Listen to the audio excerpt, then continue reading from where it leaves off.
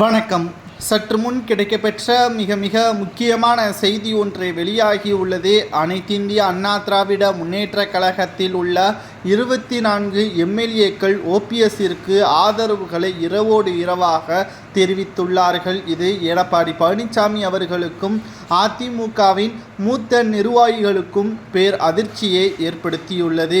அனைத்திந்திய அண்ணா திராவிட முன்னேற்றக் கழகத்தில் மீண்டும் நாங்கள் வேட்பாளராக போட்டியிட்டால் நிச்சயமாக தோல்விதான் தழுவும் என்று தென் மாவட்ட நிர்வாகிகள் கடும் கோபத்துடன் தெரிவித்துள்ளார்கள். நாங்கள் பல நன்மைகளை எங்களது தொகுதிக்கு செய்தாலும் தொண்டர்களது ஆதரவுகள் இல்லாமல் பிரச்சாரத்திற்கு செல்ல முடியாது.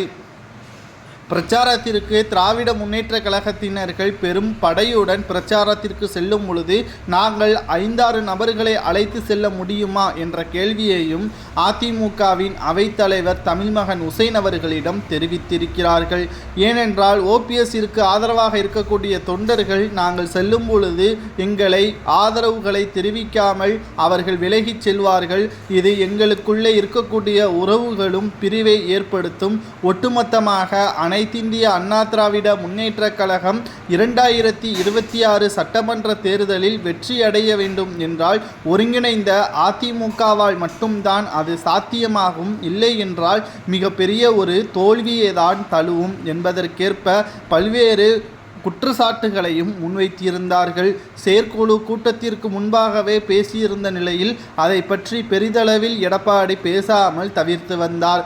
அதிமுகவின் பல கூட்டங்களிலும் இதை பற்றி பேசிய தென் மாவட்ட நிர்வாகிகளும் எம்எல்ஏக்களும் கடைசியாக தங்களது பதவிகளை ராஜினாமா செய்தால் மட்டும்தான் இதற்கு முடிவுகள் வருமா அல்லது ஓபிஎஸ்ஸிற்கு ஆதரவுகளை நாங்கள் தெரிவிக்கிறோம் என்று கூற உள்ளதாக ஏற்கனவே சில நாட்களாக அதிமுகவில் பேச்சுக்களும் அடிபட்டு வந்தது. தற்பொழுது இறுதியாக அதிமுகவிலிருந்து ஓபிஎஸ்ஸிற்கு முழுமையாக நாங்கள் ஆதரவுகளை தெரிவிக்கிறோம் என்று சுமார் 24 எம்எல்ஏக்கள் ஓபிஎஸ் பக்கம் சென்றுள்ளனர். இது எடப்பாடி பழனிசாமி அவர்களுக்கு பேரதிர்ச்சியை ஏற்படுத்தியுள்ளது.